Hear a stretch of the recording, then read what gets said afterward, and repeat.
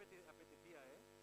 Bueno, vale, yo no, yo subo como un partner más a explicar un poco, bueno, haré un poco de recap porque hemos estado 10 años haciendo esto, antes tenía otro nombre, aparte que bueno, haré un cambio un poco de, sí, y les da, bueno, un poco de recap rápido de, bueno, ya está, cada uno aquí habla de un poco de lo suyo, pero y de por qué, bueno, por qué hemos hecho cambios, de qué sentido tiene esto, y al final esto es, bueno, todo tiene un sentido, que esto es el el preprograma de aceleración.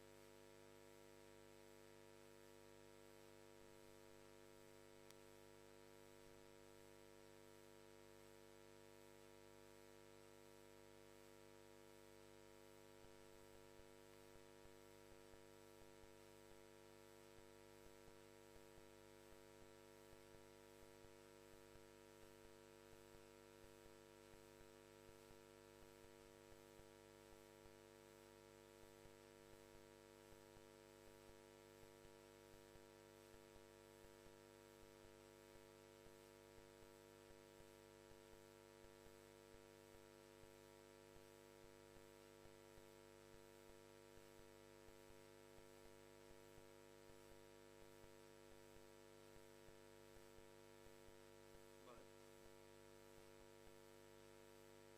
no passa res, pujarem un poc.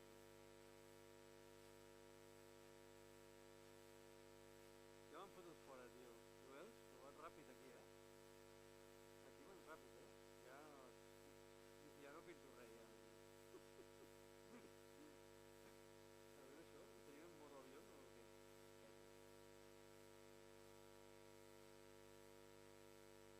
Vale.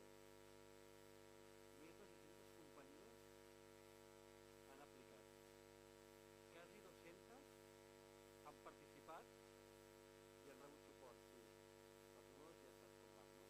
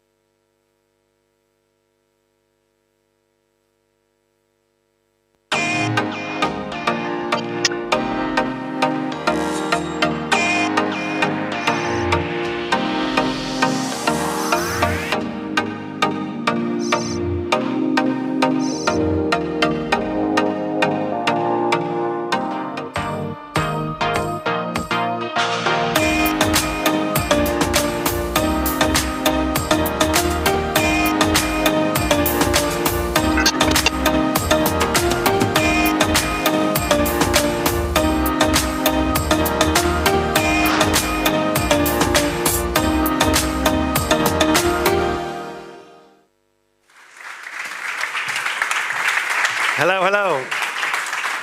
Hello, I think this is not enough to welcome me. Please, another round of applause. Thank you, thank you. Thank you, thank you, thank you. Thank you so much. So I'm very excited to be here today. So we are in person. And we can discuss, you look like taller than in Zoom, or I can recognize you through your mask. But we are here. We say hello also to all the people that is watching through online. And today is the day. We are about to know the winners of the Cleantech Camp Awards. Remember that there are 3 prizes. Someone is just reading. That's wonderful. Thank you all for being here. Thank you, partners, professors, mentors. It's wonderful having you here. Remember that later on you can vote for your favorite startups. Okay? So, and to know more about Cleantech Camp and how it works, and if you are willing to join, especially if you are watching online, let's see the following video. And I like that part. Video in.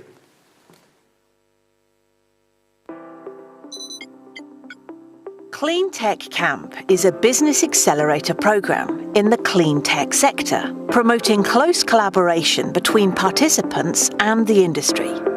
During the program, the participants will develop or improve their business plan through our formative content and our coaching program, receiving also high-value business and professional advice during the program. Cleantech Camp also promotes open innovation. In each edition, our industry partners share challenges and work with the startups hand in hand throughout the program to create a final solution. Cleantech Camp is a 3-month program that takes place annually. The program consists of activities such as training sessions, practical workshops, and networking events, all held by renowned professionals and experts in each field. The program closes with a final event where the participants present their business plan, and a high-level jury of experts decides the prize for the 3 best projects. The winners receive €20,000, €5,000, and €5,000, in addition to in-kind prizes. During the event, also the winners of the test pilots are announced. The selected projects will receive financial support from the industry partner and the program itself. Is your project related to biogas and hydrogen, circular economy, energy efficiency, Internet of Things and AI energy, renewable energies, smart cities, smart factory, smart grids, or sustainable mobility? Are you a startup or project based in any of these countries? We are looking for projects like yours. The call for projects is now open. Do not miss the chance to be part of this amazing program. Apply, like, and share. Visit cleantechcamp.com for more information. Cleantech Camp, real business makers. Yeah.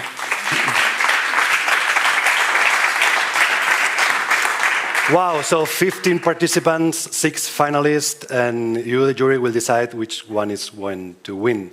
So let's move on. Well, first of all, remember we have a hashtag. It's hashtag Cleantech Camp 2021, if you want to share on Twitter, Instagram, or in your social media. So let's move on with the opening welcome, and I'd like to give the floor to Xavier Dumont, Head of Entrepreneurship Services at Barcelona Activa. Xavier is here, so thank you so much. It's, you can also clap, Xavier. No. I don't know if I am too tall to be here or I can go down. I don't know. It's okay? It's okay? Okay. So first of all, welcome to Barcelona and welcome to Barcelona Activa. I will try to be as quick as I can because I am not the star. The star are the startups that are here to giving or providing us your final speech from this program. But I want to tell you where you are, why is Barcelona Activa in this program, and what we are doing to do as a city in the future in this field. First of all, you are in a facility that is called Cibernarium, and this facility is a tool that the city of Barcelona offers to all the citizens to improve their IT skills. We have here some classrooms to do learnings about coding, for example, that also we can connect to the startups that need junior programmers.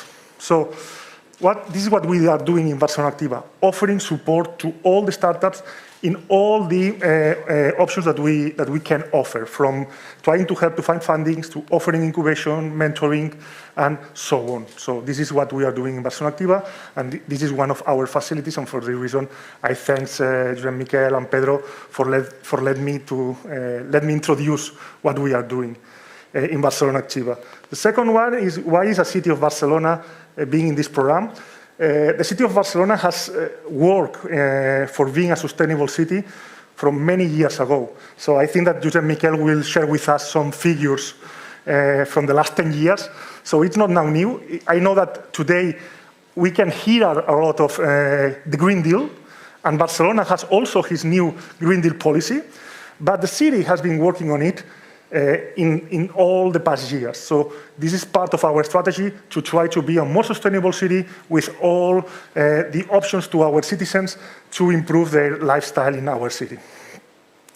And what will happen in the future? So we hope that in the future, with these Green New Deal policies, what we are going to develop in the city is a lot of new hubs for startups, and being part of these hubs, the sustainability and the zero waste economy. So we are working hard on that, and we will bet a lot of our assets in this field during the next years. So I suppose that during the next years, you will continue seeing Barcelona Activa in this program. So this is all I want to say, because I am not the star are the startups, and we need to hear them. Okay, anyway, round of applause. Thank you, Xavier. Thank you, Xavier. You are actually a man of action, and I love it.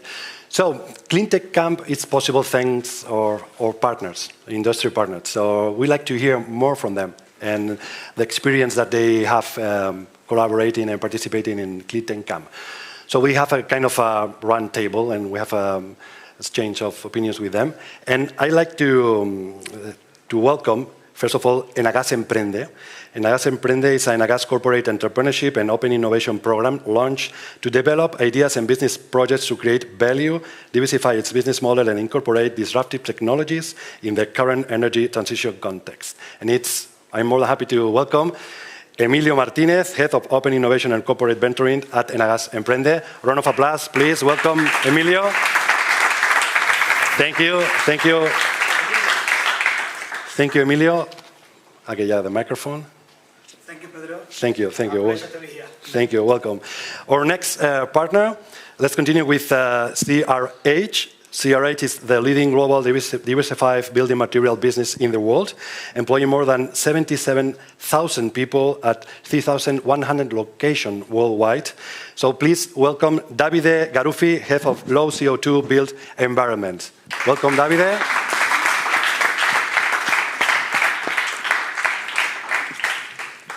And welcome, have a seat. Welcome. We'll keep the safety distance. And let me introduce Prio. Prio, our next partner, distributes and commercializes liquid fuels and electric energy for mobility. And Prio was born 14 years ago as a startup, and it still has that startup spirit that makes Prio innovative and daring. So please welcome Rosario Rocha.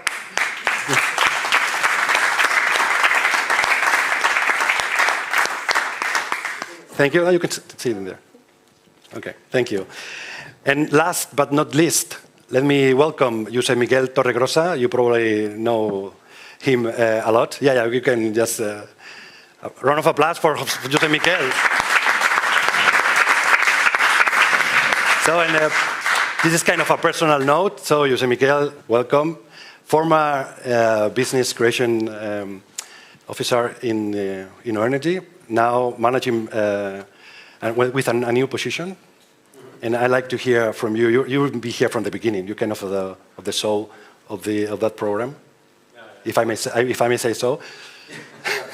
Yeah, well, it's a program that is supported by many institutions and many people. Actually, it started without us. It started by Barcelona Activa and Caixa Capital Risk, which was a financial institution. But the first edition actually was on 2011, so 10 years ago, a little bit more. and I was invited to join as jury member on that first edition. And then I saw it was clear that there was a lot of potential on us participating. On 2012, we joined as partners. And then I think it was around 2014, 2015 that we decided to take the lead. We made a proposal to all the partners that we would like to make the program bigger and making it international. We changed the name from Emprendedor 21 to Cleantech Camp, which was a little bit more international. And that, for us, it's like La Cantera for FC Barcelona. Now say that in English. La Cantera, yeah, no, I don't know. Where we find the young talents, future entrepreneurs. As you may know, we invest in technology-based startups. From InnoEnergy, we run acceleration programs where we invest in companies that are developing their products, and we are supporting in going to market, so putting some new solutions into the market. And this is where we can find new opportunities that are really, really early stage. I was discussing some minutes ago that it's you as an investor role, it's the phase to risk, because then the profits you make are much bigger. Actually, I think there is here today the founder of Energix, Ramon, which was a success case that went for the Cleantech Camp, then our acceleration programs, and then we finally exit the company after investing. And what is Ramon? Just to say, what is Ramon? It's in here. No, it has not perhaps later in the networking. So it was a success story. And then, well, now, after 10 years in the company, well, during COVID times, we decided that we need some new tools to support startups that have already developed a commercial product, and they need to grow, and they need funding for going commercial and business development. And then we did fundraising for a new fund, which is called Enion Fund, that I will be managing from October onwards. And then Pedro will take the lead for the InnoEnergy activities. And actually, the program Cleantech Camp, it's going itself alone. So it's going. The team is managing perfectly. And well, in the last years, we involved some of the partners that we are here today. Actually, Enagas was one of through Enagas Emprende, joined 3 years ago when we decided to go for these pilot stages, where really I think it's a lot of value for the participants, because they really face the reality of the markets and the end customers and the industry. And I think that for the industry, it's also a lot of value. So I think the program, and they are repeating every year, so that's a proof of that we are providing value. So I'm quite proud of what we have made and we have built over the last 10 years. And I think it's enough from my side. Please, round of applause for José Miquel.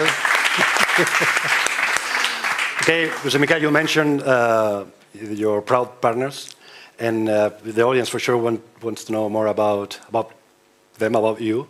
So, Emilio, could you please share about the Enagas Emprende? So thank you so much, Pedro, for the introduction. So José Miquel for your words. For us, it's a real pleasure to be here today. Basically, the digitization has many advantages, but something, when you talk about entrepreneurs, you need to look at them at the eyes. So the physical events are very important, especially for the final, when we are going to decide who's going to be the entrepreneur that we are going to support them with these prizes through these months. I think it's very important, this physical stage, and also to meet with the partners each other better. It's very important. Thank you so much to be here, and hopefully we will repeat it more often now. From Enagas Emprende, the Cleantech Camp is one of the best programs we are supporting, because they tackle one of the main problems that the energy startups face. We all know the famous valley of death of the startups, this time when they are wasting, or they are spending a lot of money, but they are not incomes. The problem when we talk about the valley of death of the energy startups is that this valley is especially wide and long, basically. So nobody is supporting these startups in this valley, only the corporations, the public sector, and InnoEnergy. That's why this program is very important. These startups, the startups of of the energy sector, they are very capital intensive, they are very low in the development, so you need a lot of money, a lot of years to have results compared to the proper digital startups. So programs like this one are very important, and it's a good example of this collaboration to foster or pull this startup from the idea to the market, basically. For Enagas Emprende, we are not new at this. You resume quite well who we are. We are the open innovation and corporate venturing tool of Enagas. We are a tool of diversification of the company. For us, it's very, from the strategic point of view, the innovation and entrepreneurship is a key part to explore the future. We are a big corporate, very well prepared to execute our business model. But when we are talking about exploring, the startups are the very good ones at exploring new business models, exploring new technologies, exploring markets. That's why we have the Enagas Emprende. Also, we are surfing two revolutions. We are quite concerned about that. We are surfing the famous startup revolution. Now the Airbnb, the Uber are revolutionizing a lot of sectors. Also, energy can be disrupted. And especially we are now in the energy transition. Xavier talked before about that. So for us, we don't know what are going to be the business models in our sector in the future, but we really know that the startups and the entrepreneurs are going to be the ones who are going to shape them. That's why we have Enagas Emprende as the tool to discover and to explore these new business models through entrepreneurs. We are not new at this. We have a portfolio of 16 startups. We accelerate, invest, and incubate energy startups, energy ideas, and also entrepreneurs with business models regarding to our sector. We have 16 startups. 8 of them were supported by our employees through internal entrepreneurship program, and other 8 of them were external common startups. We are also launching a fund, energy transition fund, to foster the scale-ups, of course, in the next phase. And very happy to be here with InnoEnergy and the rest of partners, looking at the Cantera, Masia, or whoever name it has in English, looking for the startups of the future. We like from the audience check on any English translator to say looking for the name for Cantera. In Portuguese, you understand the word, I think. More or less, more or less. But after you should say to me what is this. Thank you, Emilio. But anything else that you want to add? No, actually. So I have a question for you, because you've been from the beginning in that new era. And what have been the learnings? Actually, we are a company that we try to be the perfect partner for each entrepreneur. I mean, we know that each entrepreneur is different, each technology is different, each maturity is different. So many companies, when we launched the program, we interviewed a lot of startups that have been working with corporates, and we asked them how good had been the relation with the corporates. And most of them were frustrated. Basically, I want a pilot, and they put me in an acceleration program, 8 months, and mentoring, training. I want a pilot. So basically, especially in our sector, what they need from us is to validate the technology. Yeah. And we are the only option they have. You can be, of course, it's not easy, but you can do an e-commerce from your house. You can sell whatever food for dogs in your house. You can do it. You cannot do the technology you are going to see that with a corporate that can test or deploy technology. Yeah. So especially in our sector, this is very important. It's a very key finding. Another key finding, another learning, is that the public sector can prepare all the game of field of game for the startups, but they need us in the end. So they can fund them, they can fund the projects, they can fund the pilots, but in the end they need a facility. Yeah. And the facilities are provided by us, and also the needs are provided by us. Another finding, another learning is that the cooperation is very important. So the relation with the other partners is key, because, okay, I have this interest in this technology, but this interest may be complementary to the other interests of the corporation. One of the, to me, results that this COVID is having is that the cooperation among different partners are going to be more important than ever. We saw it 1 year ago, how car companies were helping or were collaborating with industry companies doing ventilators that have never done before. This is something that we are going to do, to start seeing every day more and more often, I think. And this is a very good example. So the final ending, the pilot, I think you as a corporate and also as an entrepreneur, you maximize the learning with the minimum risk. No. Okay, you do a pilot. If you do it well, we can go to the next stage. Because in the end, for us, the technology is just a way of making a business. If you add value through the technology itself, it has no value if there is not any solution that it can solve. That's why, for us, the pilot is the perfect first stage to get to know each other, to see if the company, the technology works, and if it's okay, it's the best stage to keep collaborating with them. Okay, thank you. Thank you so much, Emilio. What about CRH? Well, thank you, first of all, for the inviting and for being here. Nice to see you all, especially all connections and new ones. Well, CRH is, as you said before very well, is one of the biggest companies when it comes to vertical integration when it comes to building materials. So we have from aggregates, cement, lime, precast, asphalts, all these heavy, energy-intensive products which are very well connected to each other, and this makes us very unique when it comes to business as usual, of course, but also when it comes to innovation and new ideas, implementation of new technologies. So being part of Cleantech Camp today, last year, this year, and let's see also the next years, is a way for us to make a bit of acupuncture, so small little dots to solve the biggest issue that we are committed to, like climate change, circular economy, and of course the sustainable development goals that CRH is very committed to. I mean, with the Innovation Center for Sustainable Construction, which is the one that I am representing today, together with Diego Santamaria, which is here at in the audience, is basically the enabler of new experiences, new technologies, and their developments within our vertically integrated or now circular integrated value chain, as we said today. Sharing our experience, of course, doing our best on the personal, going maybe a mile beyond than just being very straight and having these business meetings one-on-one, because we recognize, we empathize with them a lot, and we try to help them as much as we can towards, of course, a common goal. So this is what we do. Yeah. Okay. So this is your second edition? Yes, it is. And what you value most from Cleantech Camp? As a partner, of course. Sure. As a partner, two main things.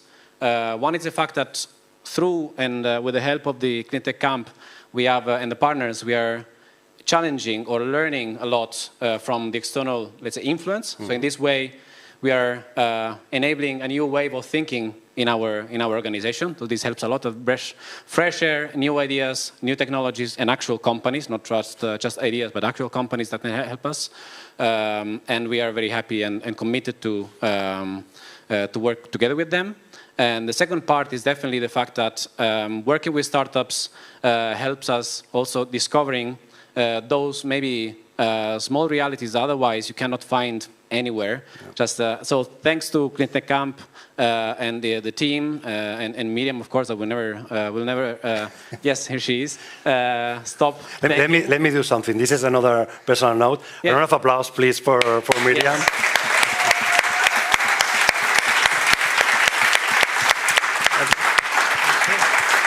To be honest, I was lying. Jose Miguel is not the soul. It's Miriam. The soul is Miriam. And Miriam, the biggest applause of all of them. We are jealous. Yeah. The biggest applause by far. Sorry, David. No, absolutely. That's the reason why I mentioned Miriam, because together with the team, she did a fantastic job last year and this year.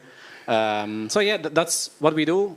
Committed to climate change, circular economy, vertically integrated first company in our sector, and we find a lot of opportunities through Cleantech Camp. We would like to make this happen together with the startups, and so looking forward to today and from today onwards. Great, thank you, David. Thank you. Rosario, Prio was a startup 13 years ago. Now it's a big company. Yeah, it's true. So as you said, Prio was born 15 years ago, and now we have more than 200 full stations across all Portugal and some in Spain. And actually, we work as an integrated value chain. We distribute and commercialize liquid fuels, LPG, supported by a tank terminal in Aveiro, which is where our headquarters. And we have also a biodiesel plant, mainly based with the used cooking oils. And that's why, for us, we are so aligned with the goals of Cleantech Camp, with energy transition, renewable gases.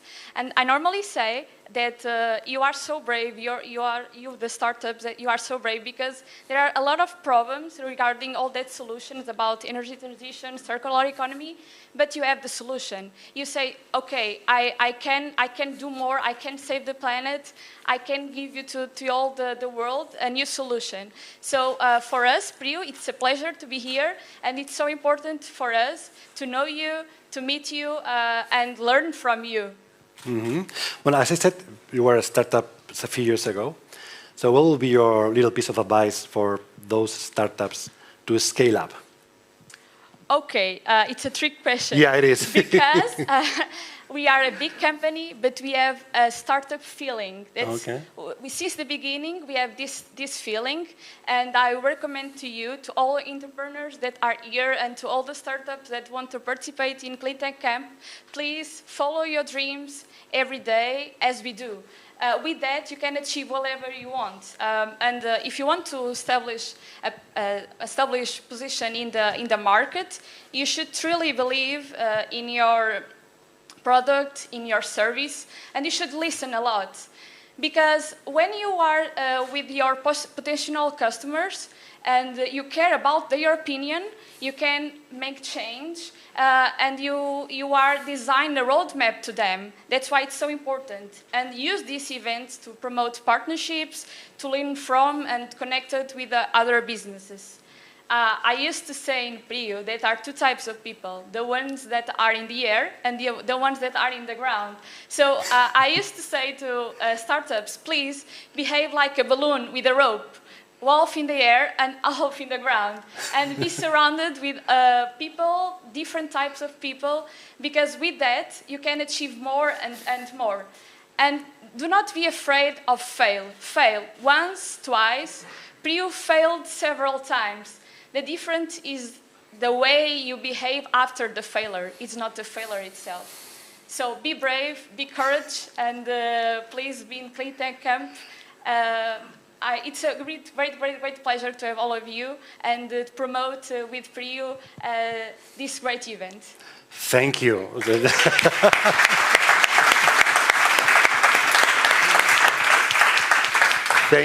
Thank you, Rosario. Beautiful words. You mentioned about pilots, and it's an important part at Cleantech Camp. Could you share, please, all of you, your experience in that edition with pilots? Which company you've been working? How was it?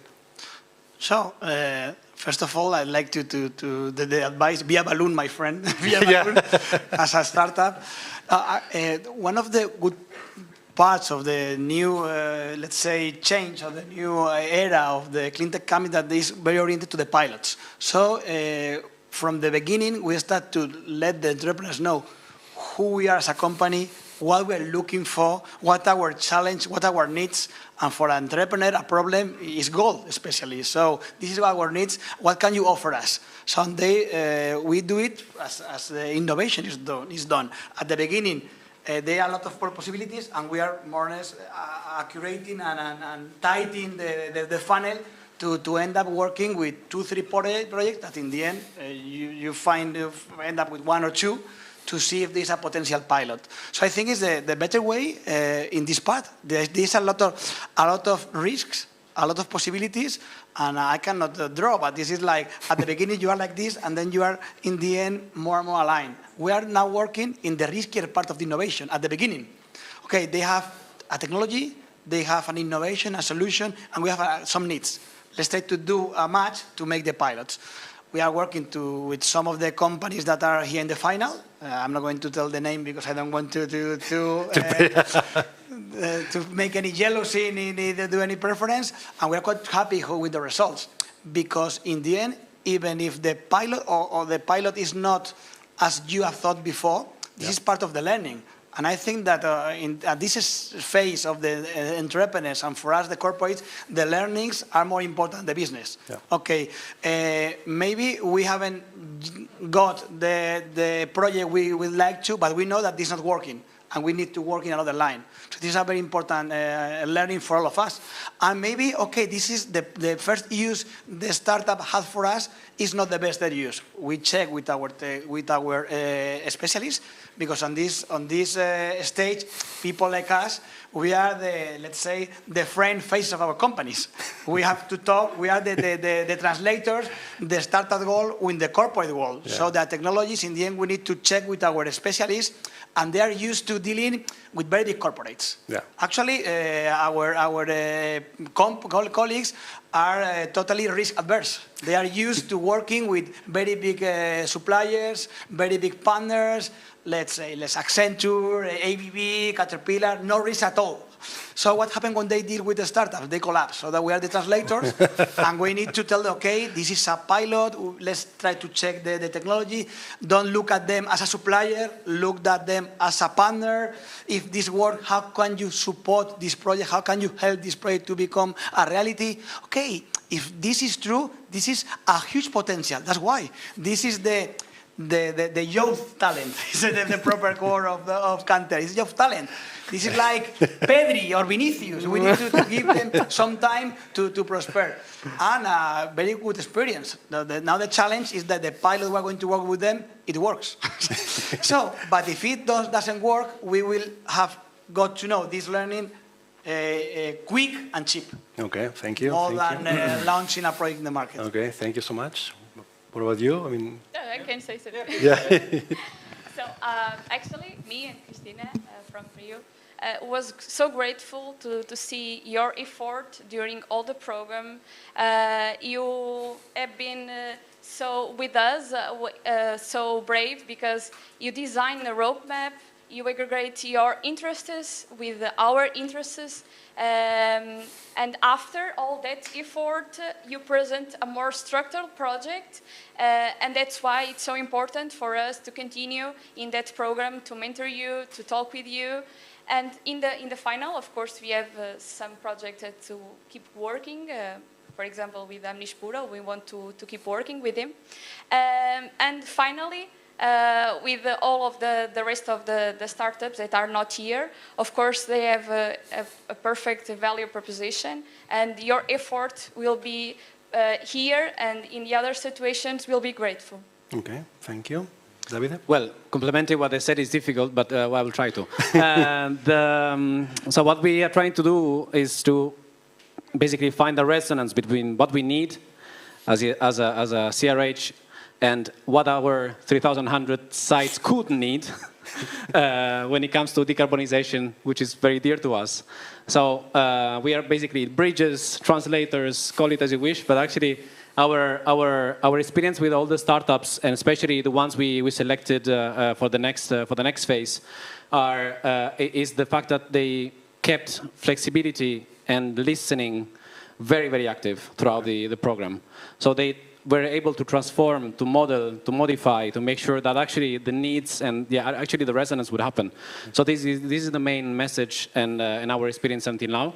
And from now, as you said, Emilio, it's going to be fun.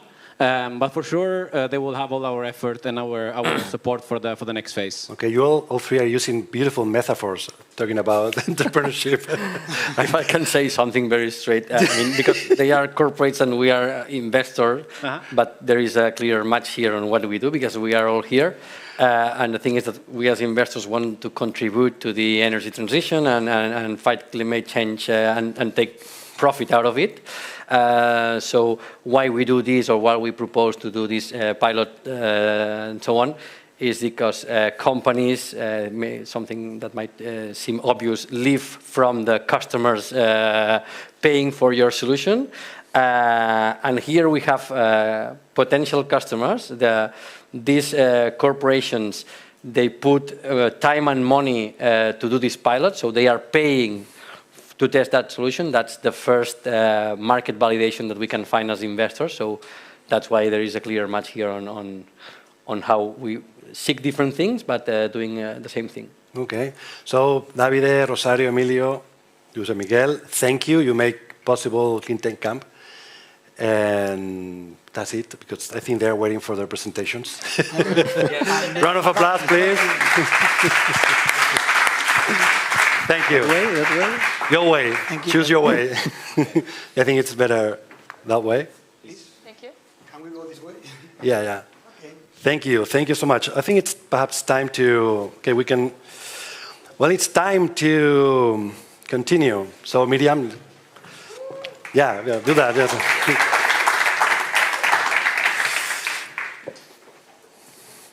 Xavier, it will be great if you, yeah. Do something for, do something for today. Thank you, Christian. Okay, we're about to present the 6 finalists. Well, remember that we had 15 startups, and I know for sure that they work a lot. You'll know 6 of them, but I would like to mention the other 9 startups because I think they also deserve a round of applause. So the other 9 startups participating in the Cleantech Camp has been Famous Craft, Hacktos, Lime Batteries, Boxes, Green Prefab, Carbon Scope, Greendur, Biyut, and eConnect. Please, round of applause for them.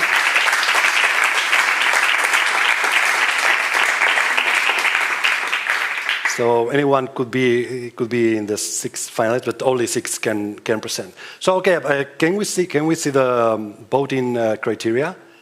Remember, people online, you receive an email with a link, and people, of course, here in the audience, and you have those 5 criteria with different weights. All the startups are now freaking out. So don't worry about the weights because the machine does all the work. So you have presentation, team, market, business model, and solution. After the last startup presenting, you'll have 10 minutes more to decide your vote, okay? And we'll show you that later. So get ready your link with to go directly to the voting, and that will be the 5 criteria: presentation, team, market, business model, and solution. Okay. So let's start for the first startup. Yeah, you can. Yeah, wonderful. Thank you. We can move on. Okay. So first startup is Enerpoly, presented by Saija. Enerpoly is pioneering rechargeable zinc-ion batteries and innovating in affordable energy storage solutions. Please welcome Saija. Thank you. Yeah.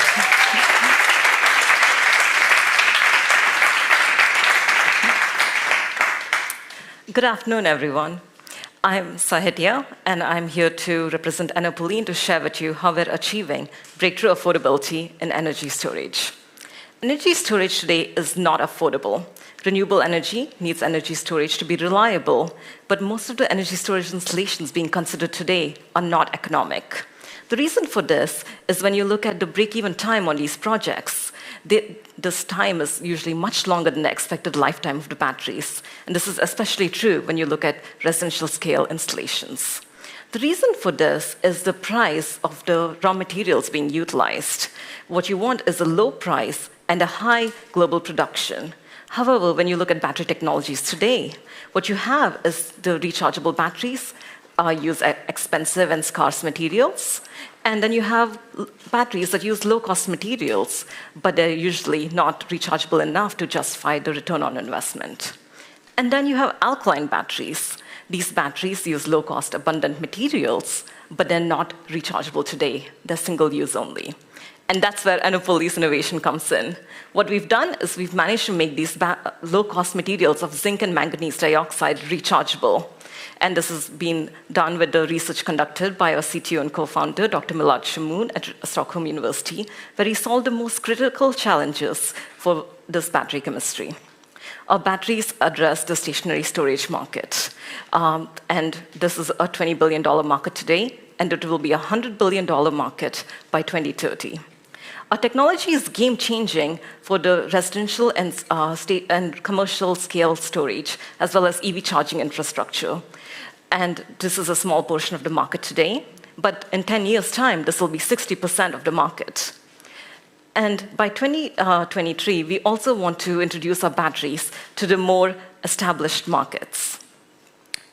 When we consider competition, we focus on affordability of storage per cycle, which drives return on investment, and also on sustainability, which means we use abundant available materials that have a recycling infrastructure available today. This is where the more mature technologies fall, and Enerpoly leads in both affordability and sustainability. And then when we go deeper into this, you can see that we focus on lowering the cost of storage per cycle. And we can achieve a below 50 euros per megawatt hour cycle throughput, which are more knowledgeable end users have told us is the threshold needed to be reached to make more energy storage installations feasible today. We also can do this with a low upfront cost, and this is possible with the materials that we're using in our laboratory scale today, which means as we reach economies of scale, we expect larger cost savings. The team that's driving this innovation has experience in the energy industry with battery technology research and development and with sustainable coatings manufacturing. We have raised over 2.5 million euros in grant and equity funding, and this has allowed us to grow our team to more than 11 members that work full-time on bringing our innovation to market. We're going to market with a licensing to battery manufacturers model, and our revenue streams consist of fixed licensing fees, services to deploy and customize our technology for their facilities, and sales growth through volume-based royalties. And we're making our technology ready for our battery manufacturer customers through a five-fold plan. First, we will demonstrate our product with our internal capabilities. So we have established in the last year research facilities in Stockholm and installed our manufacturing production. We will to create cell prototypes. And these cell prototypes will be certified with an accredited facility for battery cell performance and testing. We will do pilots in test beds and in field pilots. We will demonstrate scalability with a volume production tech transfer with a scale-up partner. And we will create demand with partnerships with battery and energy system integrators. Our path to launching our licensing business starts with the commercial-sized prototypes that we're developing at our small in-house production line. By next year, we will certify and integrate our cells in battery systems, and we'll be doing this with our confirmed demonstration partner, Polarium. Next year, we also want to raise 1.5 million euros, and this money will be used for our scale-up activities to volume production, as well as the field pilots that we'll be working on. And this will have us ready for our licensing launch in 2023. We're bringing our technology to market to build a future where everyone has access to clean energy. Will you join us?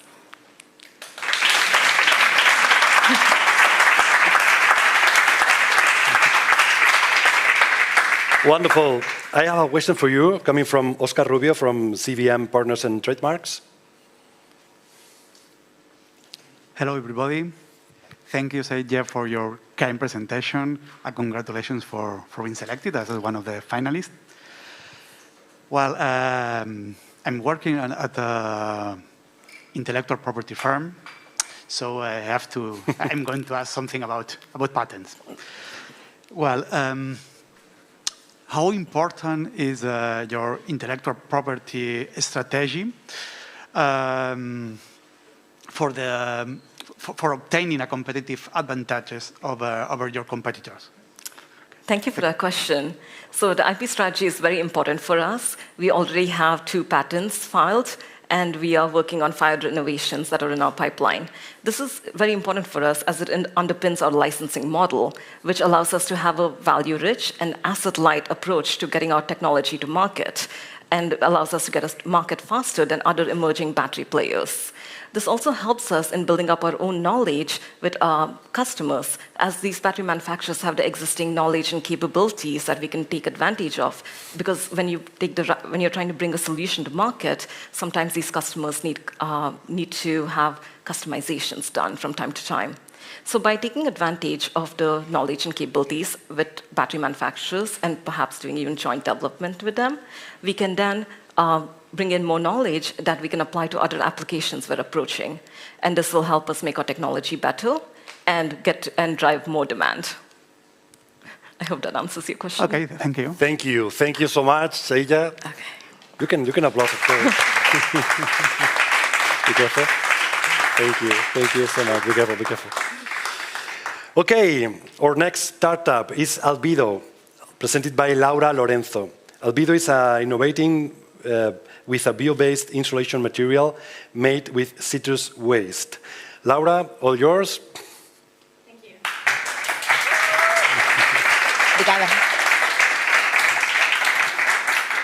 It's good to be in my hometown. Good afternoon, everybody. It is with pleasure as an agricultural engineer and as a designer to introduce you Albedo, a bio-based insulation material, non-toxic, that was born in the backyards of Lisbon, where you always find a lemon tree. It was during lockdown. That's not? Yeah. No. It was during lockdown that I spent many, many hours in front of this window watching the lemons grow. Then I realized that the lemon peel is natural insulation material. And as a designer, I wondered if I could develop a bio-based insulation material with the right shape and form that would be easily to be used and installed with the current building techniques. What made this idea a huge business opportunity is that all the citrus waste in the world ends in the same place, the municipal waste facilities. And that is far from being a cheap process. Citrus waste producers spend hundreds of thousands of dollars every year, and only in Europe, it goes between 100 to almost 200 euros per ton between transportation and waste management. I could cut the bill by half if they give me the waste, so I produce Albedo using design and the circular economy principles. When it comes to the market size, the insulation market worldwide is worth $64 billion. I focus on the residential market of insulation in Europe, which is more than $12,000 million. Out of that, I want to get 30% of the bio-based market, which is more than almost $400 million. But more than data, more than money, the timing is perfect. Why? Because there is a shifting and growing demand of planet-friendly materials, including insulation. Plus, at the same time, the traditional insulation materials, which is mineral wool, fiberglass, polystyrene, are seeing shifting their margin of profits because they are going to be being taxed according to the embodied carbon. More importantly, recently has been proved again that these materials are carcinogenic, both for building workers and homeowners. On a competitive landscape, Albedo against the most used insulation materials, bio-based or not, stands in all fronts. But I would like to highlight two factors that stands as a competitive advantage. First one, price. Well, that is obvious. Our raw material is citrus waste, and we obtain it for free. More importantly is impact on health. There is several research that proves that the oils contained in the citrus peel has antibacterial and pest repellent capacity. That means that we not only don't harm people's health, including the building workers, but actually we improve the air quality of the buildings that use Albedo. And you tell me if that is not a competitive advantage in the world we are living now, where all our life has been challenged by a virus. But if that is not enough, let me tell you that from economic terms, insulation, if that works, thank you, insulation is just 5% of the cost of building a house. So what do you prefer? Insulation material that is carcinogenic or insulation material that improves the air quality of your home? Our business model goes, thank you, by producing, selling, and distributing Albedo boards to the largest building companies in Europe and worldwide. To give you an idea, an average municipal waste facility is able to produce over 100,000 Albedo boards per year, which gives us a revenue between 200 to almost 700,000 euros. This is a first stage. Once we are fine-tuned the process, we want to go global by producing locally. That's why we're going to license on the second phase.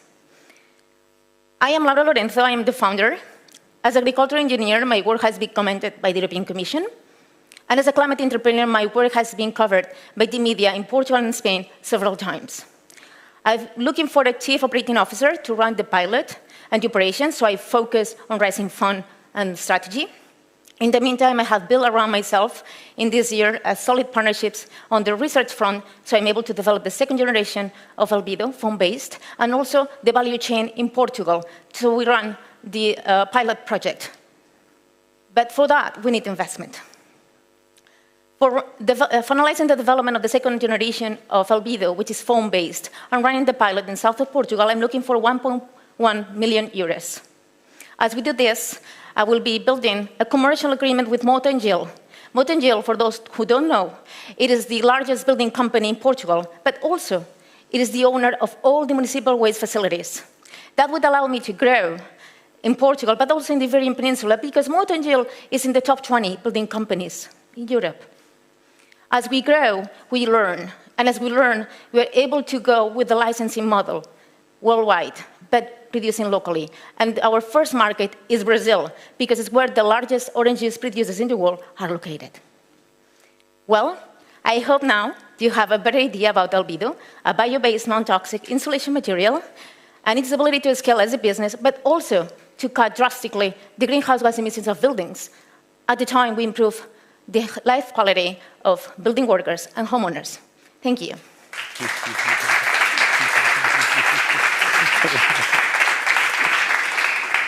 Wonderful. Laura, I have a question for you coming from Sara Barona from Oxford and Clark. Here. Hi. Hi, Laura. Thanks for the presentation, first of all, and congratulations for this great project and for having reached this final stage.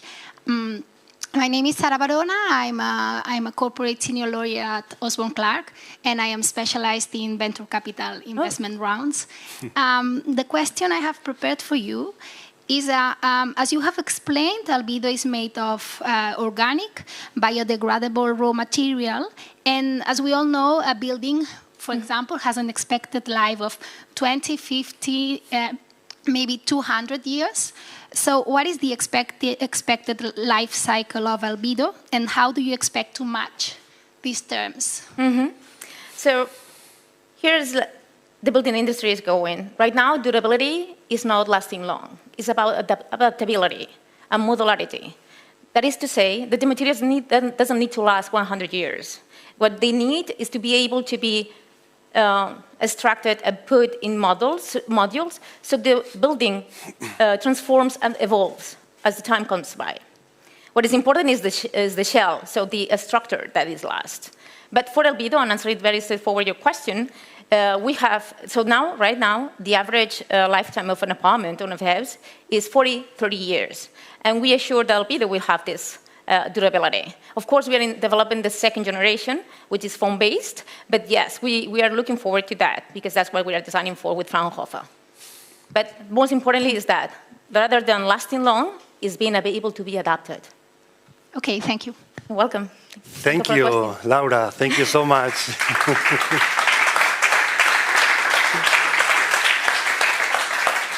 Okay, time for the third startup, Amnispura, presented by Federico Moura.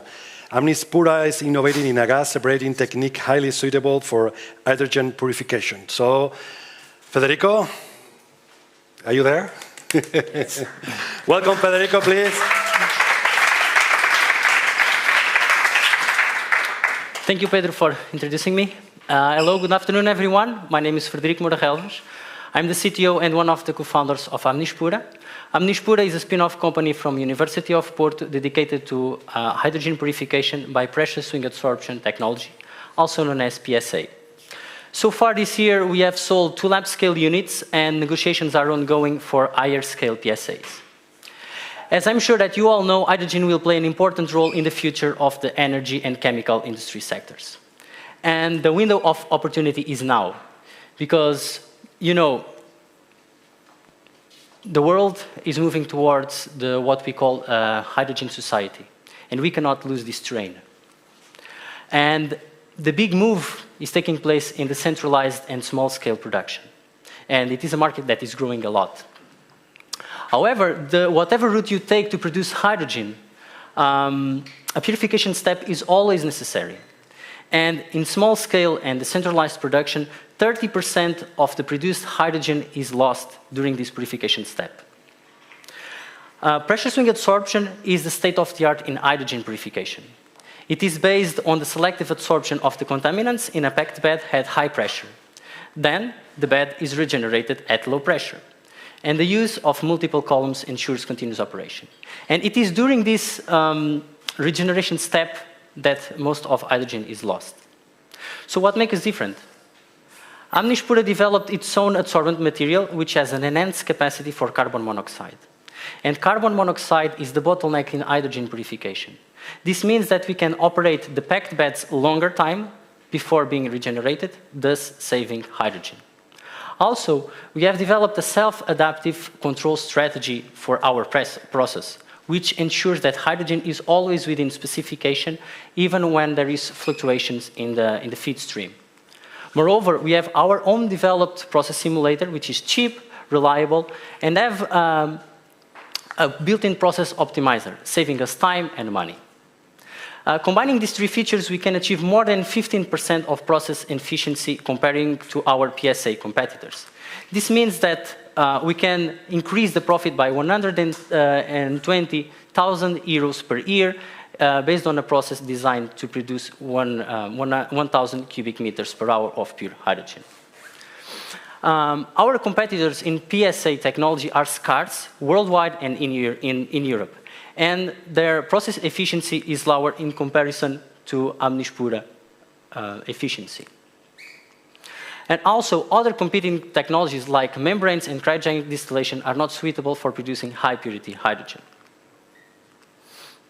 In terms of market size, hydrogen is valued at 100 billion euros, and it is a growing market. This gives PSA a market valued in 4.4 billion euros. But considering only new processes and decentralized production, Amnispura has a service obtainable market of 12 million euros per year. And it is a hugely growing market. Of course, that in the future, we want to increase our production capacity and the scale of our units. Thus, we can embrace new markets and achieve higher, more service obtainable market. In terms of business model, our business model is based on direct sales of pressure swing adsorption units to hydrogen producers.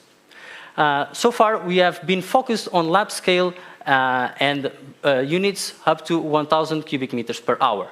But our goal is to increase the scale. In terms of sales, we are forecasting that by 2026 we can achieve 11 million euros in sales per year. This is based on 25 units sold at a price of 400,000 euros per unit.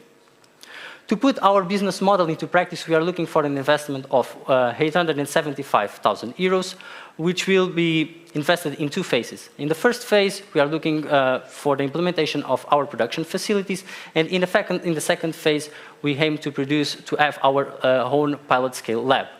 In the future, we predict that more investment will be needed to increase the scale of our units.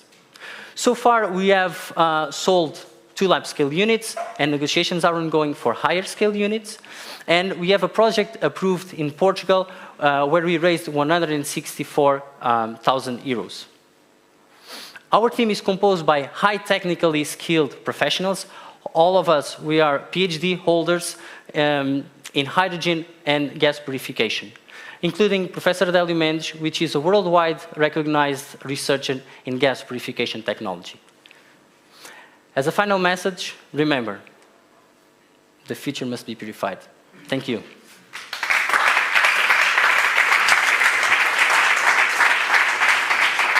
Thank you, Federico. We have a question for you coming from Laura Sissot from Bridge the Gap. Hello, Federico. Congratulations for these high-quality projects and also to arrive here to the last stage of Cleantech Camp. My name is Laura. I am CEO of Bridge the Gap, and we help startups to raise public and private funds. And in that sense, I would like to know a bit more about the market you address, and I have 3 questions on one. Okay. What is this market? How you segment it? Who are your clients, or who will be your clients? And how will you engage your early adopters? Okay, thank you, Lara, for your question. That's a very interesting one. Our target market now is small-scale and decentralized hydrogen producers, because this is a growing market and it is starting only now. This means that if these companies are producing solutions at pilot scale now, and they are growing, and their plan is to grow in the future. So our objective is to start with them now, and as they grow, we grow with them. So that is our strategy of engaging them. And it is very important because what we do is mainly tailor-made solutions. So if we tailor the solutions for that specific clients, then they will keep with us in the future. Okay, thank you. Thank you. Thank you so much, Federico. Okay, thank you, Pedro. Thank you. Thank you. Thank you so much. Okay, our next startup is CarbonMiner, presented by Nick Oseiko. CarbonMiner offers sustainable CO2 capture from the open air for greenhouse growers who use it to boost their crops' yield. So, Nick, welcome. Round of applause for Nick, please. Thank you, Pedro. You're welcome. Good afternoon. I'm Nick Oseiko. I live in Kyiv, Ukraine, and I lead the CarbonMiner project. We developed new technology for capturing carbon dioxide from the open air, and we are going to sell the CO2 captured to greenhouse growers to boost the growth of the plants. Today, I will tell you about our approach of how to reduce carbon footprint of what we eat. When we eat a greenhouse-born cucumber, we don't usually think about the associated carbon footprint, but it exists. And mostly, it is linked to the burning of fossil fuels to heat the greenhouse, to obtain the heating, and also to get the CO2 for injection. With the upcoming EU regulations for carbon emissions, greenhouse growers will be forced to switch to more renewable, more sustainable energy options for the heating. And as they do so, they will face the growing need in external sources of the supply of the CO2 for injection. This is exactly when CarbonMiner could help. Again, we are a Ukrainian technological startup developing new and efficient technology for the capturing of carbon dioxide from the open air. And our goal is to commercially sell this CO2 to greenhouse operators at the affordable price of €135 per ton. Doesn't work? Yeah, sorry. Our model is standard B2B with direct sales. We are going to deliver our capturing module to the target greenhouse, install it locally, connect it to the greenhouse with the flexible pipe, and then to invoice the customer for the actual amount of the CO2 used. We also have developed the microclimate monitoring system, the electronic system for greenhouse owners, and we are going to have it as a secondary revenue source, selling the sensor electronics and also the subscriptions for the cloud data and analytics for microclimate. We're going to use the fast-growing trend in European and worldwide greenhouse industry. We have decided to have our first target market as a greenhouse growers of Spain, and we estimated market as 150 million US dollars. Then we would like to roll out to the other European countries, and our current estimation of the whole potential of European market is 6.7 billion of US dollars. We understand that we are not alone in the direct air capture field. We know our competitors, namely Carbon Engineering from Canada, Climeworks from Switzerland, and GreenCap from Norway. We believe that our solution is better because we use the different, more efficient capturing technology. We are going to serve our clients locally, and we would also offer to them a microclimate monitoring solution. Regarding the financials, we are go to get to break even in 4 years, to do it in the year of 2025, and to have 41 million euro of annual revenue in the 5th year of the project, or in 2026.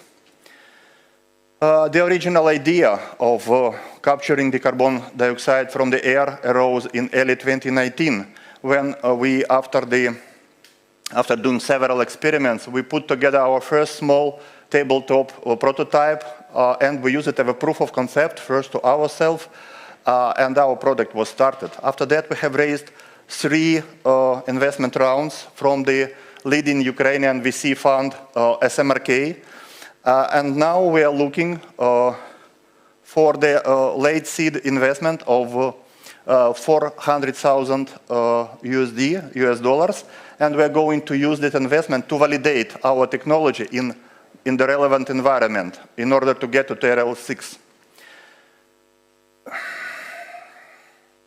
Our next milestones are to set up production facility in the Eastern Europe, most probably in the eastern part of Poland, to start the small-scale production in the 4th quarter of the next year, and then to start entering the Spain market with the sales in the 1st quarter of year 2023.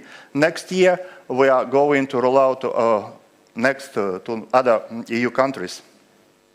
We have a team with a complementary skill set. Our team members have significant experience in research and development and in production, in marketing, and I myself have very significant long-term experience in finance and top positions and human resources. We are strong believers that CO2 could be used for a good, and we think that CO2 will not harm the humanity. Instead, it will help to feed it. Thank you for your attention.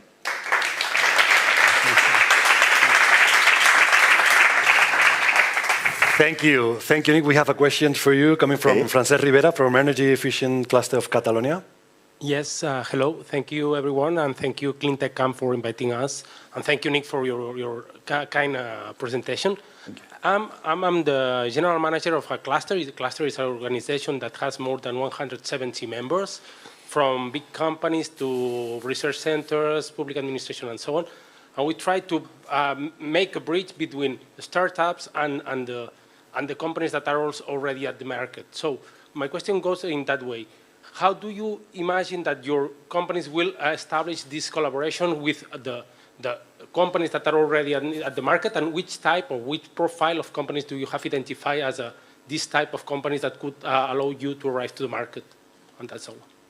Thank you for your question. I think this is a very important point, and as a startup, we have to do partnerships. We cannot do such an important thing alone by ourselves. I would like to put my answer in 3 parts. So first of all, we're looking for partners in piloting our technology among greenhouses. At the moment, we have one partner in Ukraine, nearby Kiev. We're already partnering with them. We have LOI. And being here in Spain from the beginning of the week, day before yesterday in Almeria, I met the representatives from experimental station of the Foundation Cajamar. They work with greenhouses in that great region of Roquetas. You know, the sea of greenhouses there. And we agreed that we will continue this. So the first and maybe the most important part is to partner with greenhouses, to do real environment pilots with them. The next part, I would say, we need partners in the, well, I put it simply, in the corporate world, because it is well known that the expectations in the field of fighting the climate change are specifically with the projects who can store carbon dioxide somewhere, like underground.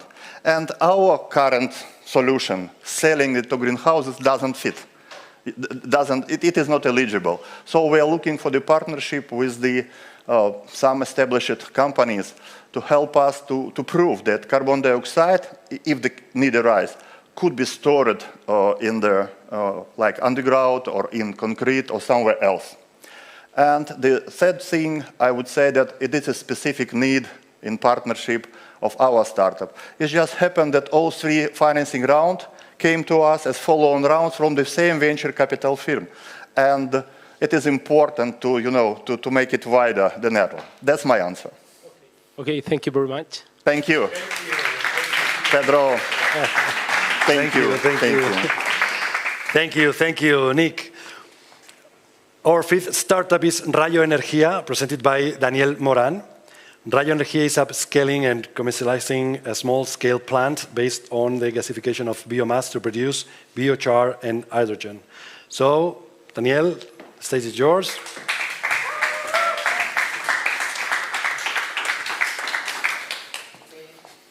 For your kind presentation, Pedro. Hi everyone, my name is Daniel Moran. I'm the CTO of Rayo Bioenergía. We are a small clean tech company focused on building and operating plants to produce hydrogen and biochar from waste. Our first target is the mobility sector in Europe, a market that could exceed 150 kilotons by 2025. Our technology provider, Net Energy, now is completing the installation of the first pilot plant in the Netherlands. So, for hydrogen to make a significant contribution to the energy transition, it needs to be adopted in sectors where it is almost absent today, like mobility and like heating. In this sense, transportation and storage costs are a great barrier for centralized solutions to be deployed. If we take into account the centralized network of hydrogen consumers, the delivery price may represent the highest share of the final hydrogen cost in the site. So, what are we proposing in this context? A decentralized model to produce hydrogen in a sustainable way on site. We are commercializing a small-scale plant based on two modules developed by our technology partner, the Dutch company Net Energy. The first module is the pyrogasifier, where the biomass is broken at high temperatures to obtain two streams. The first one, the gaseous stream, the syngas, and a solid stream, the biochar. The second module is the Syn2H. There, the gaseous stream, the syngas, is processed to obtain the final hydrogen stream. This small-scale plant is designed to have a capacity of 500 kilos per day. This is a perfect match for mobility and heating applications in rural locations with abundance of biomass waste.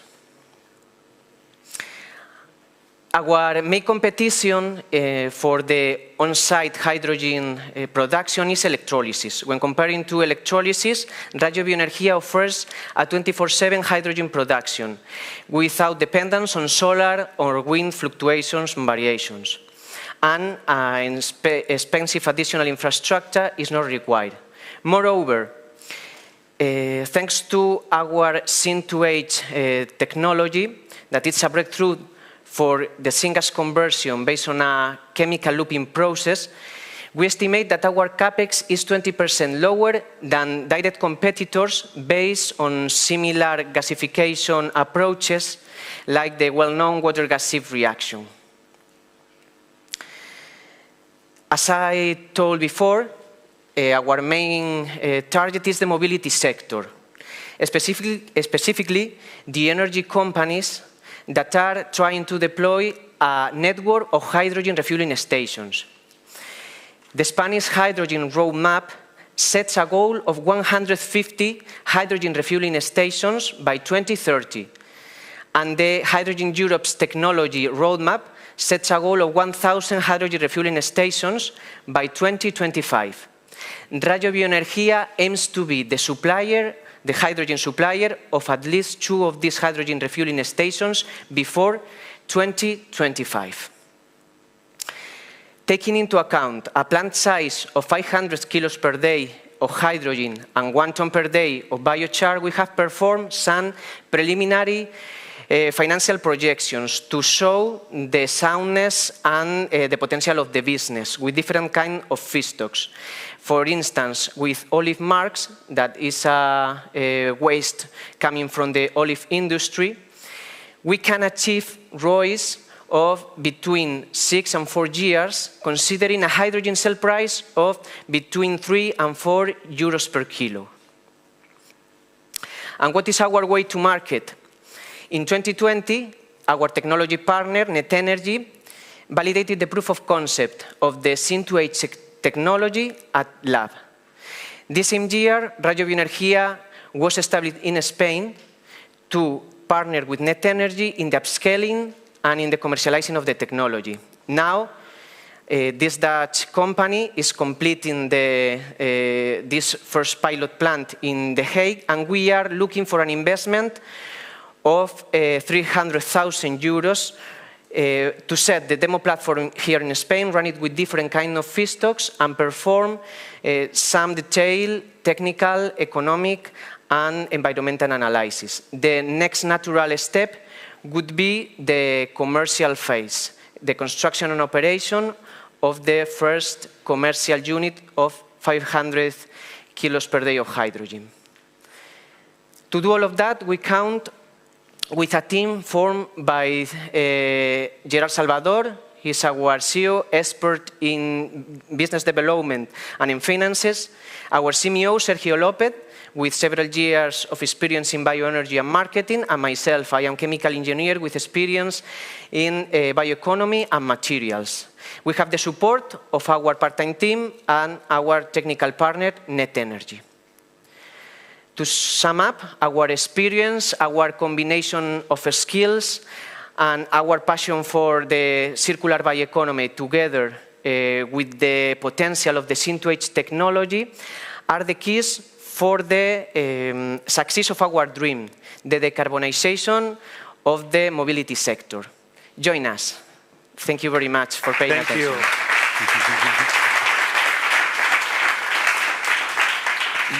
Thank you, Daniel. We have a question for you coming from Roc Fages from Peninsula. Hello, I'm Roc Fages from Peninsula Corporate Innovation. Congratulations, Daniel, for the project and for getting to this stage. From Peninsula, we are used to work with startups. We help corporates and organizations to develop projects before having scouted startups like you, and then we start pilots and we develop the projects. So you're one of the potential groups to develop. My question is, can you deep in a little bit more in the competitive advantage for clients to resell the hydrogen and biocar to HRS that you have told? Okay. Because it's interesting how have you explained it, but I would like to know a little bit more about how do you develop it. Thank you very much. Thank you for your question, Roc. We can divide it between the hydrogen part and the biochar part. In the hydrogen part that I explained before, we have we can sell our hydrogen with a good price because our capex and our opex is lower than competitors. But in addition to this competitive advantage, I would like to highlight that our hydrogen process let us to have a climate positive, carbon negative process, even better than electrolysis if we come from biomass waste and using carbon capture of the carbon dioxide in the process, we can have a carbon negative process. So this is a very good competitive advantage for the gasification via. And in the case of the biochar, the biochar will not be sold to the hydrogen refueling station. This is a a material, a carbonaceous material that have use in the agriculture and also like filler for plastic and cement industry, and it's a carbon sink. We can receive also carbon bonus for the sale of this material. So this is my answer. Thank you very much. Thank you very much. Thank you, Mark. Thank you, Daniel. Thank you. Thank you. Okay, our last and sixth and final startup is Spectrum Lab, presented by Rafael Sanchez. Spectrum Lab is innovating with an external coating that is not intrusive and easy to apply to improve energy efficiency in buildings. So, Rafael, welcome to the stage. Yeah, you can applaud. Yeah, of course. Hello, everyone. I'm Rafael, co-founder of Spectrum Lab, and we are developing the next generation architectural coating that minimizes buildings' energy consumption. So today, painting roof in white has become a widespread solution to fight against increasing temperatures. This technology is called cool coatings. Its market is valued today at $4 billion and is expected to grow at a 7.1% on average annually. This growth is generated by new regulations that are being introduced in cities' building codes that sets a minimum solar reflectance index for the architectural finishing. The value proposition of cool coatings is simple: provide up to 30% of cooling savings and decrease the urban heat island effects within cities. However, this technology leads to a main drawback: heating penalties in winter. Those heating penalties can be greater than the cooling savings it provides in summer. So therefore, we are developing a smart coating which is able to reflect solar radiation in summer, as cool coatings do, but also absorb the heat in winter to eliminate those heating penalties. When applied on the building envelope, the color of the building will turn white over 25 degrees, reflect sun rays, and passively cool the building. In winter time, it will come back to its original color, maximizing the solar gains of the building, and therefore eliminating those heating penalties. It's the ideal thermoregulating solution for buildings and therefore minimize their energy consumption. Our value proposition is to deliver on average around 15% of heating and cooling savings over a yearly period, with a payback time which is twice shorter than alternative technologies. When we strictly compare ourselves with cool coatings, we deliver around 3 times more energy savings than cool coatings, being up to 50% more expensive than them, leading to a higher return investment for the building owner. This is our main competitive advantage. So Spectrum Lab is exploiting thermochromic nanotechnology. Among those thermochromic commercial products that you can find in the market, they are all not suitable for outdoor applications since they degrade very fast outside. Our secret sauce is to photostabilize thermochromic materials by our pigment synthesis and coating formulation to allow outdoor application and especially its building application. So when we focus on its building application, our total addressable market is around $6 billion annually, considering the market shares we capture from cool coatings and standard architectural coatings. Focusing in France and Italy, we target a $225 million market annually. As our initial go-to-market strategy, besides building owners and asset managers, we target mainly architectural engineering firms that are specialized in industrial and commercial regeneration projects. Through them, we can have access to more projects and create visibility around our product. So our core business will be to sell kilos of coating to our core segments, for sure. But moreover, we'll offer additional services such as dynamic energy simulation, application, and energy-saving monitoring services for building owners.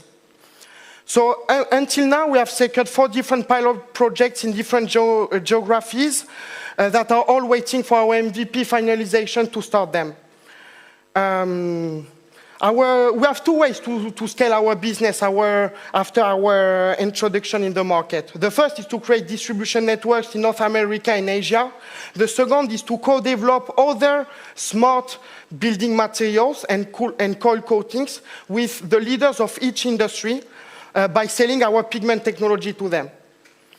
So right now we have raised our pre-seed funding. We are using it to develop and finalize our technology. Next steps will be to test our solution on real scale, 1,500 meters square. Still optimizing our technology and prepare our market entry in the second half of 2023. So with our current business model, we project a yearly revenue of $9.6 million in 2025 with an operating income of $2.3 million. So therefore, we are looking for $2 million investment for the next 18 months as our seed funding. We are currently discussing with several follow investors for that. This seed funding will be used to finalize our technology, test it on real buildings, demonstrate, therefore, experimentally our added value, and start entering in the market in the second half of 2023. So behind Spectrum Lab, there is me, myself, I'm engineer and MBA. My co-founder is PhD architect that has working experience close to buildings.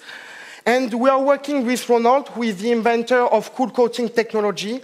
And together with Avery, they have filed more than 50 patents in coating and polymer technology. So with these four individuals that you see here, Spectrum Lab will become a solution in order to accelerate the renovation of buildings and decrease substantially the CO2 emission of this sector.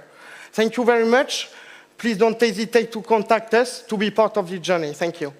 Thank you.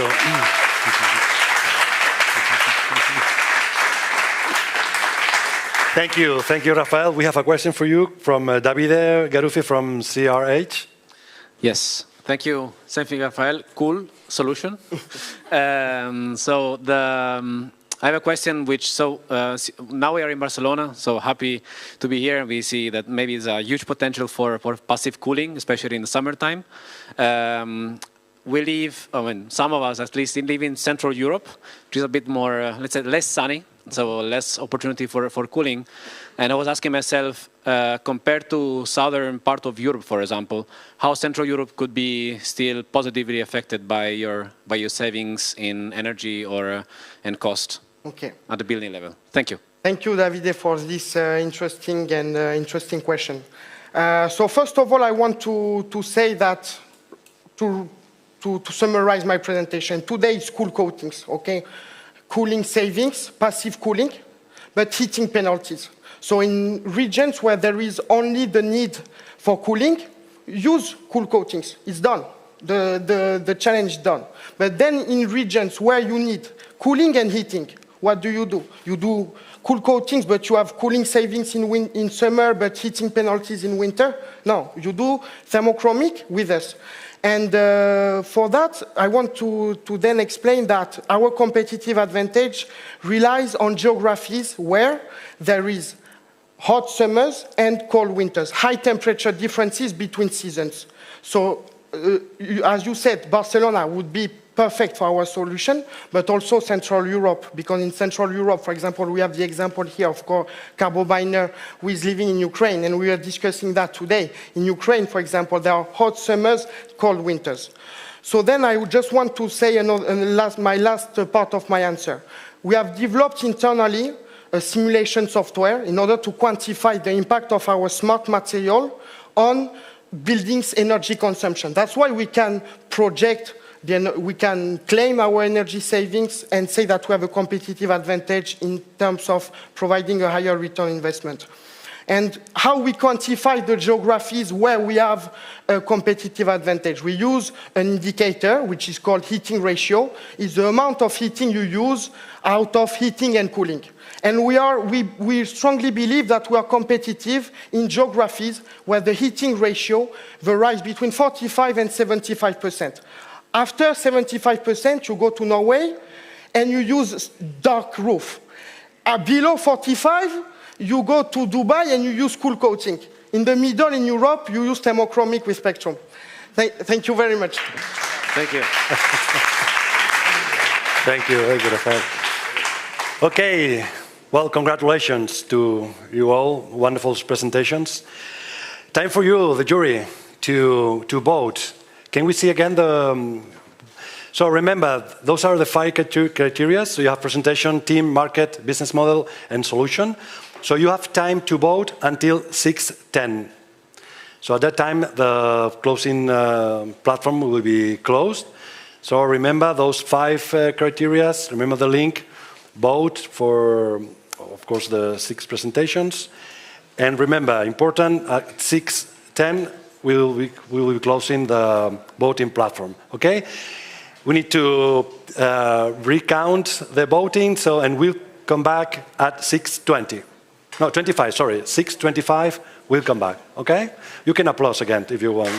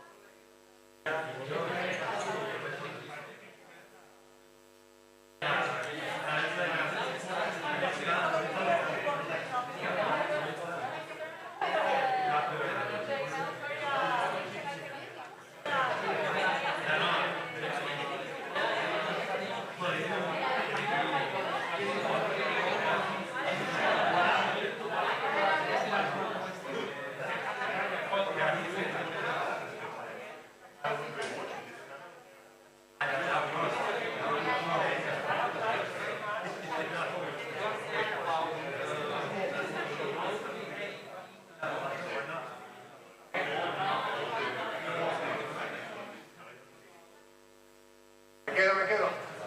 Miraron la pantalla de Juan Carlos.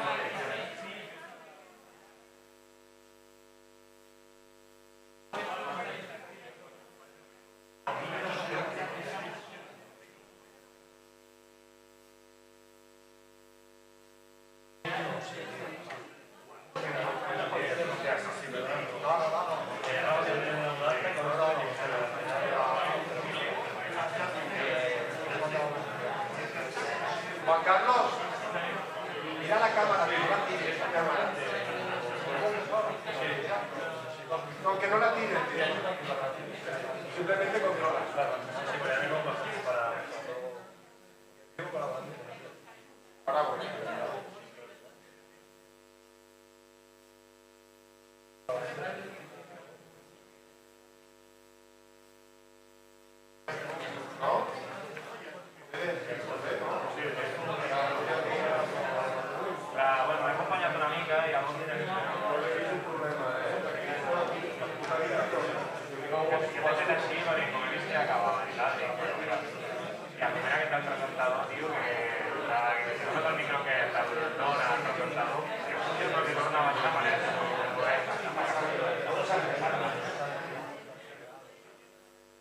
Ara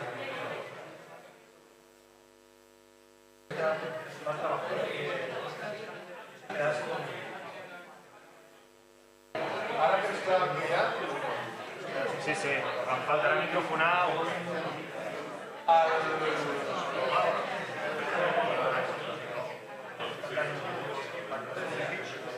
Pedro, sabem qui és? Sardà, Pedro Sardà. Crec que sí, però...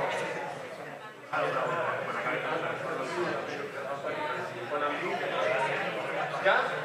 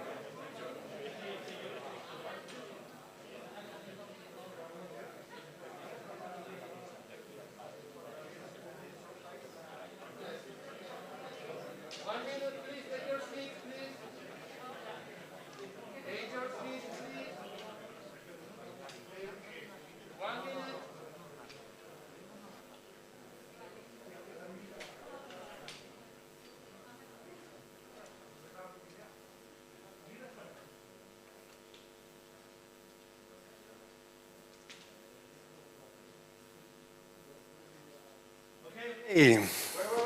Wait.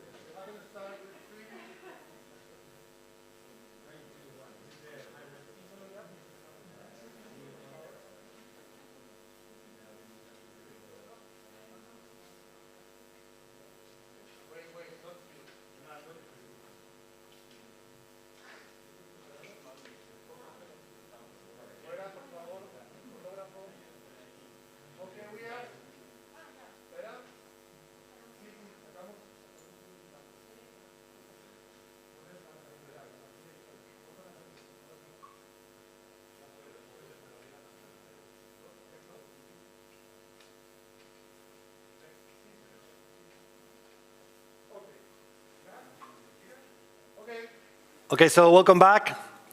And do you want to hear the three winners? Yes. Is that the excitement that you have about the three winners? Really? 20,000 euros for the winner. Are you ready like that? Are you ready? Yeah. Okay.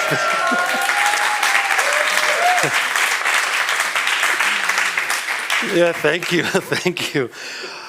Okay, let's know about the three winners. And to know the winners, it's a pleasure to invite to the stage to Pedro Riera Sardá, new business creation officer at InnoEnergy Iberia. Please welcome Pedro. Thank you. And Pedro, in this high-tech technology paper, I have the three winners. So it's top secret. Okay, thank you very much. Up to you. Let me see. Okay, not bad. Okay, so first of all, congratulations to all the participants and to our partners for making that event possible. We heard very interesting and very innovative value propositions that can contribute to the energy transition and to the climate challenges we're going to face in the future. So, but we can only award 3 ventures. I'm sorry.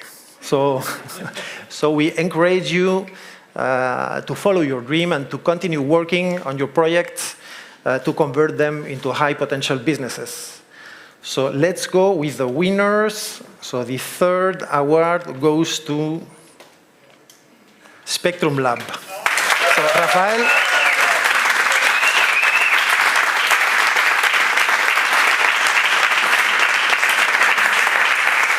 So Raphaël, congratulations. Mes félicitations. Merci. Bien joué. Merci. And Miriam, please. Miriam, please. Oh, sorry. Oh, sorry. Sorry. You can stay just here. So don't go too far. Excuse me. Don't go too far. You don't have to go too far. Sorry. So the 3rd award goes to Amnispura. Federico Moura, please come to the stage.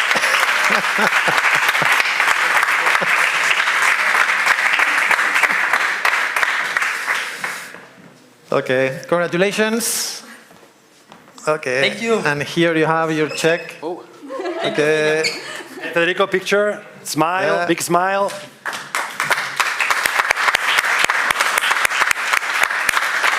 Congratulations. Okay, congratulations. I would like to give 3 acknowledgements. The first one goes, of course, to Cleantech Camp organization. It was an amazing program that where we learned a lot. So we are very thankful to Cleantech Camp. Also to University of Porto, because it's thanks to University of Porto, in particular to the Faculty of Engineering, that we are here. They open doors for us. And as last acknowledgement, and probably the most important, it's my personal acknowledgement, goes to my family, to my wife, my kids, and especially to my parents-in-law, who, well, I guess my wife will kill me if I don't say it. So.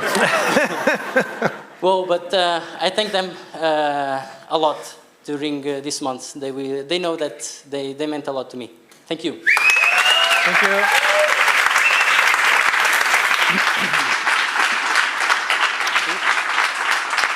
have to wait here.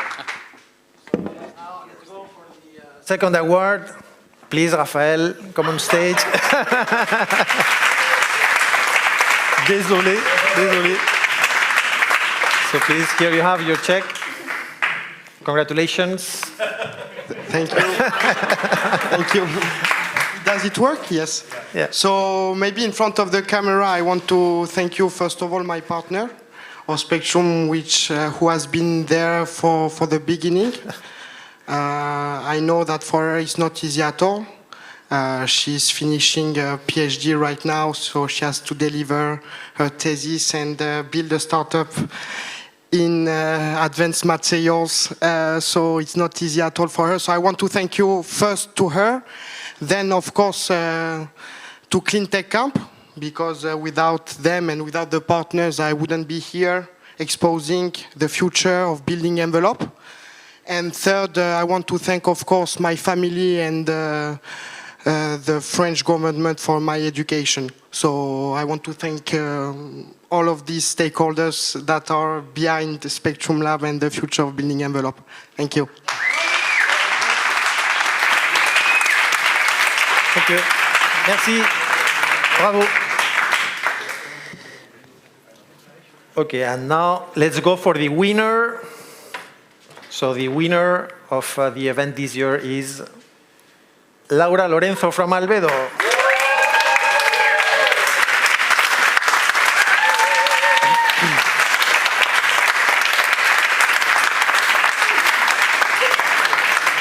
So congratulations. And by the way, I think today is your birthday, so double congratulations.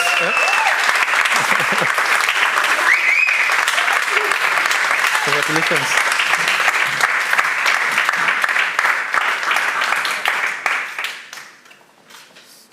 Thank you. Right. How can I start? Well, first of all, Chance Life wanted that in the day of my birthday, in my hometown, I became finalist. I had the opportunity to meet my friends, and the teachers, and the mentors, and the partners, and win. That was so unexpected. Thank you so much. I'd like to thank Dr. Ruben Rosencraft. If you're seeing this, thank you for trusting on me. He was the first person trusting in Albedo.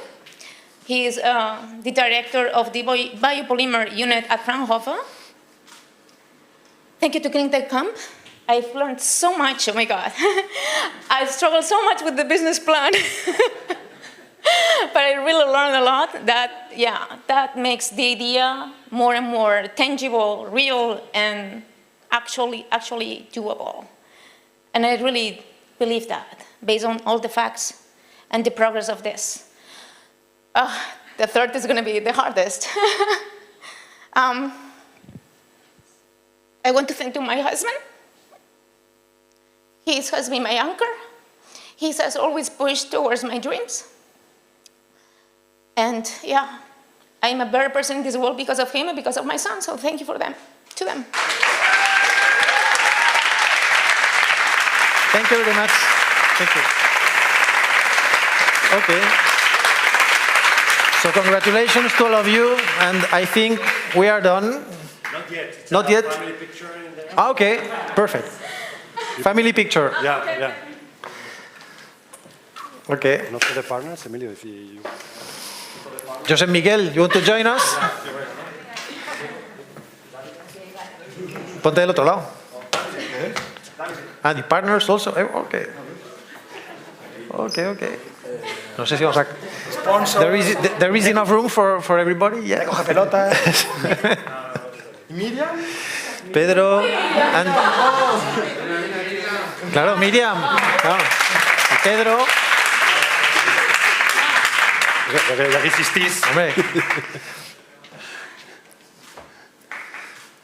You can do something like...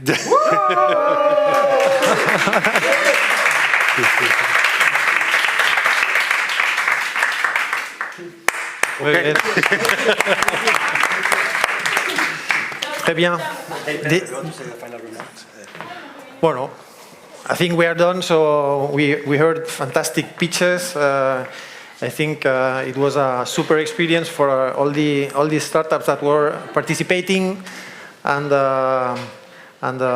personally, I'm super happy for Albedo because it's like a double prize, double award, no? So maybe sometimes things go like this, no? So thank you all partners and startups for being here, and I hope we'll meet again next year.